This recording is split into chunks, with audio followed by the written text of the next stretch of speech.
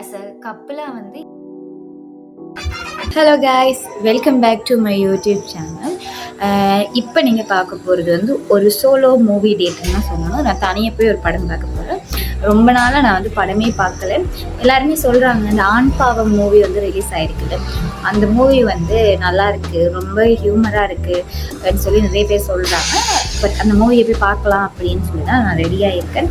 இதுக்கு முன்னாடி ஒரு விளாக் வந்துருக்கும், கெட் ரெடி வித் மீ. அந்த விளாகையும் நீங்கள் போய் பார்த்துருங்க மறக்காமல். அண்ட் நீங்கள் வந்து புதுசாக என்னோடய சேனலுக்கு வந்திருக்கீங்கன்னு சொன்னால் மறக்காமல் சப்ஸ்கிரைப் பண்ணிவிட்டு பாருங்கள். பக்கத்தில் இருக்க பெல் ஐக்கானையும் கிளிக் பண்ணுங்கள். ஸோ நான் போடக்கூடிய எல்லா வீடியோஸுமே வந்து உங்களுக்கு வந்து ஓகேவா. அண்ட் ஆல்சோ பின்னுக்கு வர நாய்ஸை வந்து இக்னோர் பண்ணிடுங்க. வாங்க வீடியோக்குள்ளே போகலாம். அங்கே எங்கே என்னென்னலாம் நடக்குது அப்படின்றது நான் முடிஞ்ச அளவுக்கு விளாகாக அங்கிள்கிட்ட பைக்கை வாங்கிட்டு தான் போனேன். பட் ஃபஸ்ட்டு பைக் வாங்கிட்டு போகிறது வந்து ஐடியா இல்லை. பிக்மி போட்டு போயிட்டு பிக்மிலே வந்துடலாம்னு சொல்லி தான் நினச்சேன் நான். பட் மூவி முடிகிறதுக்கு 10 மணி ஆகிருமென்றதுனால பிக்மி போட்டு வர்றது சேஃப் இல்லைன்னு சொல்லி பைக் வாங்கிட்டு டேரெக்டாக காசு எடுக்கணும்னு சொல்லி பிஓசி ஏடிஎம்முக்கு போயிட்டேன். ஏடிஎம் என்கிட்ட இல்லாததுனால வந்து ஓடிபி மெசேஜ் வர வச்சு தான் ஏடிஎம்மில் காசு எடுத்தேன். நான் காசையும் எடுத்துகிட்டு வெளிக்கிட்டேன். ஆனால் படத்துக்கு போயிட்டு டிக்கெட் வாங்குறது கூட பெரிய விஷயம் இல்லை. அங்கே போயிட்டு பார்க்கிங் தேடி எடுக்கிறதுக்குள்ளே எனக்கு வேணான்ட்டு போயிடுச்சு. ஒரு மாதிரி பார்க்கிங்கையும் தேடி எடுத்து ஹெல்மெட்டை கலட்டி டிக்கிலையும் போட்டுட்டு உள்ளே போனால் வந்து போனோடனே ஒரு மாதிரி வித்தியாசமாக டெக்கரேஷன் எல்லாம் அங்கே பண்ணியிருந்தாங்க. டெக்கரேஷன் எதுக்குடா பண்ணியிருக்காங்க அப்படின்னு சொல்லி பார்த்தா அழகாக இருந்துச்சு. சும்மா அதையுமே வீடியோ கேப்சர் பண்ணிவிட்டு கார்கில்ஸில் வந்து கார்கில் ஃபுட் சிட்டியில் சம்திங் ஏதோ ஆஃபர் மாதிரி போட்டிருக்காங்க. ஒரு சில ஐட்டங்களுக்கு வந்து டிஸ்கவுண்ட்டுமே போட்டிருந்தாங்க. நான் உள்ளே போய் பார்க்கல, வெளியிலேருந்து தான் பார்த்தேன். டெக்கரேஷன்லாம் அழகாக இருந்துச்சு. அதுக்கப்புறம் டிக்கெட் வாங்கினேன், 1000 rupees டிக்கெட். பின்னுக்கு தான் எனக்கு சீட் கொடுத்தாங்க. அந்த சீட் வந்து நல்லாவே இல்லை.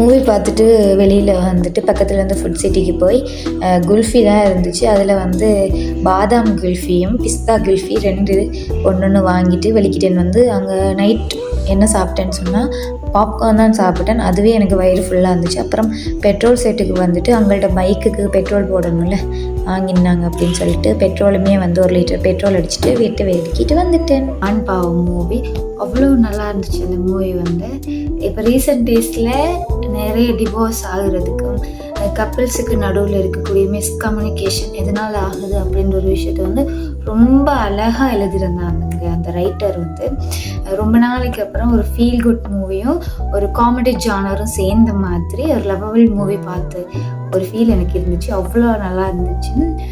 குறிப்பாக சொல்லணும்னா ரியோ வந்து அவ்வளோ அழகாக நடிச்சிருந்தாங்க. அதில் மாளவிகாவை வந்து நாங்கள் ஜோ படத்தில் பார்த்த கேரக்டர் வந்து இன்னும் கொஞ்சம் வித்தியாசமாக பார்க்கலாம்.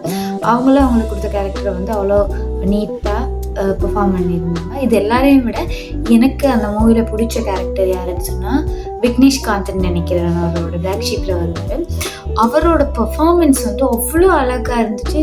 ஒருத்தர் வந்து தன்னோட வலியை எப்படி உண்மைக்குமே ஃபீல் பண்ணால் அதை எக்ஸ்ப்ரெஸ் பண்ணுவாங்களோ அதுக்கேற்ற மாதிரி அவர் ஆக்ட் பண்ணியிருந்தார். நான் அவரை வந்து ஒரு காமெடியனாக பார்த்துருக்கேன், ஒரு விஜேவாக வந்து பார்த்துருக்கேன். ஒரு சில படங்களில் வந்து அவரோட ஆக்டிங்கும் பார்த்துருக்கேன். பட் என்ன கேட்டால் வந்து அவர் நடித்ததுலேயே ஒரு பெஸ்ட்டான ஒரு கேரக்டர் வந்து இதுன்ட்டு நான் சொல்லுவேன். அண்ட் ஆல்சோ வந்து ஒரு சில இடங்கள்லாம் ஃபர்ஸ்ட் ஹாஃப்லாம் வந்து தெரிஞ்சுது சீன். எப்படின்னா தியேட்டரில் எல்லாருமே வந்து கதறி ஒரு மாதிரி ஜாலியாக என்ஜாய் பண்ணாங்க. நிறைய பேருக்கு ரிலேட் பண்ணுற மாதிரி இருக்கும். எப்படின்னா யாருமே வந்து பொய்யான ஒரு ஹோப்போ இதுவோ வந்து கொடுக்கக்கூடாது. நீங்களாக இருந்து லவ் பண்ணி அவர் கல்யாணம் பண்ணுறீங்கன்னா உங்களோட ஒரிஜினாலிட்டியை காட்டி நீங்கள் ஒருத்தங்களை கல்யாணம் பண்ணிக்கிட்டால் நல்லாயிருக்கும். அதுக்கப்புறம் நீங்கள் ஒரிஜினாலிட்டி காட்டாமல் நீங்கள் ஃபேக்காக இருந்து ஆஃப்டர் மேரேஜ் வந்து அது தெரியும் போது என்ன மாதிரியான பின்விளைவுகள் எல்லாம் இருக்கும்ன்ற மாதிரியும் அந்த ஸ்டோரி இருந்தது. அண்ட் ஆல்சோ வந்து எப்படி ஒருத்தங்க விட்டு கொடுத்து ஈகோ இல்லாமல் இருக்கணும், ஆஸ் அ கப்பலாக வந்து என்ன மாதிரியான விஷயங்களை வந்து மெயின்டைன் பண்ணால் ரொம்ப அழகாக இருக்குன்னு சொல்லி காட்டிருந்தாங்க. கேர்ள்ஸுக்கு குறிப்பாக என்ன விஷயம் காட்டிருந்தாங்க, ரியல் ஃபெமினிஸ்ட் வந்து எப்படி இருப்பாங்க, உண்மையான ஃப்ரீடம்ன்றது என்ன மாதிரி இருக்குமென்னு சொல்லி வந்து ரொம்பவுமே அழகாக எழுதியிருந்தார். ஒரு சில இடத்துலலாம் வந்து வந்து என்ன டயலாக் வரும்னு சொன்னால் வந்து ஒரு மேம் வந்து சொல்லுவாங்க, இப்போ நான் வந்து அவருக்கு காஃபி கொடுக்குறேன், அதே மாதிரி உங்ககிட்டையும் காஃபி கொடுக்குறேன், அதுக்காக நான் உங்களுக்கு வேலை செய்கிறேன்னு அர்த்தம் இல்லைல்ல. உங்ககிட்ட வந்து நான் காஃபி கொடுக்குறேன்னா நீங்கள் வந்திருக்கீங்க உங்களுக்கு கேட்கணுன்றதுக்காக கேட்குறேன். அதே மாதிரி என்னோட ஹஸ்பண்டுக்கு நான் வந்து காஃபி கொடுக்குறேன்னா எனக்கு அவர் மேலே இருக்கிற லவ், அதுக்காக நான் வந்து அவருக்கு அடிமையாக இல்லை. என்னோட லவ்வோட எக்ஸ்ப்ரெஷன் வந்து அது. நான் அவர் காசில் என்னால் செலவழிக்க முடியும்னு சொன்னால் அவருக்கு வந்து அவரோட வேலைகளை செய்கிறதும் என்னோட கடமை தானே என்ற மாதிரி ரொம்ப அழகாக அந்த சீனை எழுதி அதை வந்து எடுத்துமே இருந்தாங்க. எழுதுறது வேற விஷயம், அதை எடுக்கிறது வந்து இன்னும் அழகா இருந்தது. இந்த மாதிரியான சின்ன சின்ன விஷயங்கள் வந்து ரொம்ப அழகா டைரக்டர் வந்து ஸ்க்ரீன்ல காட்டியிருந்தாரு. எனக்கு பர்சனலா ரொம்ப நாளைக்கு அப்புறம் ஒரு ஃபீல் குட் மூவி பார்த்த மாதிரி இருந்துச்சு.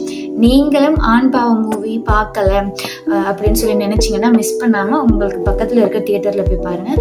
அண்ட் ஆல்சோ நிறைய பேரால் ஷேர் பண்ணப்பட்ட ஒரு ட்ரெய்லராக வந்து வேர்ல்டில் ரெக்கார்ட் பண்ணியிருக்கு இந்த மூவி. அதில் ட்ரெய்லரில் வந்து ஒரு சில விஷயங்கள் காட்டியிருந்தாங்கல்ல, அது உண்மையாக அதை பார்க்கும்போது ரிலேட் ஆகுது நம்ம கூட. நம்ம அதெல்லாம் கடந்து வந்திருப்போம் இல்லைனா, நான் வந்து அந்த மாதிரி விஷயங்கள்லாம் கடந்து வந்திருக்கேன். ஸோ என்ன மாதிரி நிறைய பேர் வந்து கடந்து வந்திருக்கீங்க. நான் தான் அப்படின்னு சொல்லி நிறைய பேர் நினச்சிட்டு இருக்கோம்ல, கிடையாது.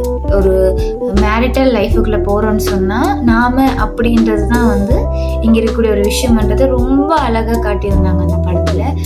ஃபர்ஸ்ட் ஆஃப் ஃபுல்லாக எவ்வளவு என்ஜாய் பண்ணி காமெடியாக சிரித்து பார்க்குறோமோ, அது இல்லாமல் செகண்ட் ஹாஃபோட எண்டிங் வந்து ரொம்பவுமே எமோஷ்னலாக இருந்துச்சு.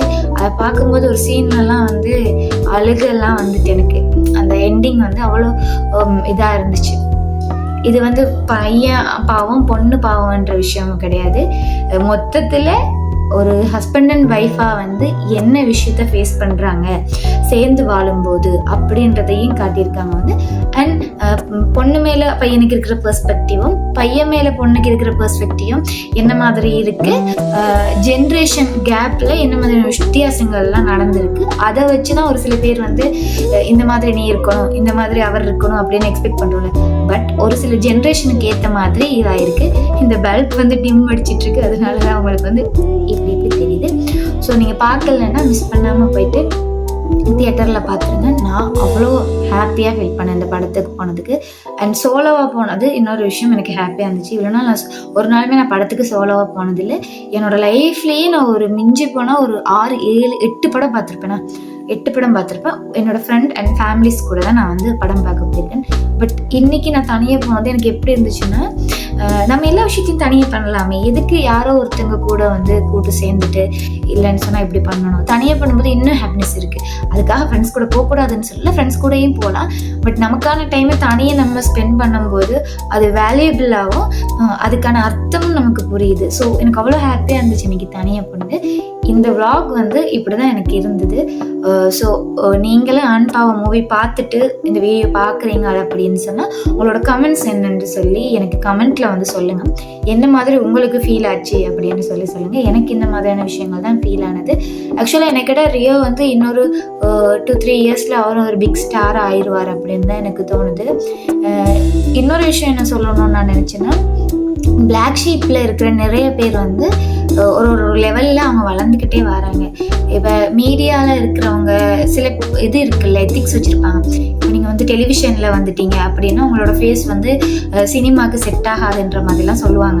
அதெல்லாம் இல்லை. டெலிவிஷனில் இருக்கிறவங்களோ இல்லாட்டி சோஷியல் மீடியாவில் வந்து மக்களை என்டர்டெயின் பண்ணுறவங்களோ வந்து பிக் ஸ்க்ரீனுக்கு கொண்டு வந்தீங்கன்னா இன்னும் நல்லா இருக்கும் அப்படின்றத என்னோட இது. அதை தான் இந்த படத்தில் நிறைய பேர் பார்க்கக்கூடிய மாதிரி இருந்துச்சு. அதாவது ஸ்ட்ரகிள் பண்ணிவிட்டு சினிமாவில் முன்னுக்கு வரணும்னு ஸ்ட்ரகிள் பண்ணுறாங்கல்ல, அவங்க எல்லாருக்குமே வந்து சான்சஸ் கொடுத்துருக்காங்க.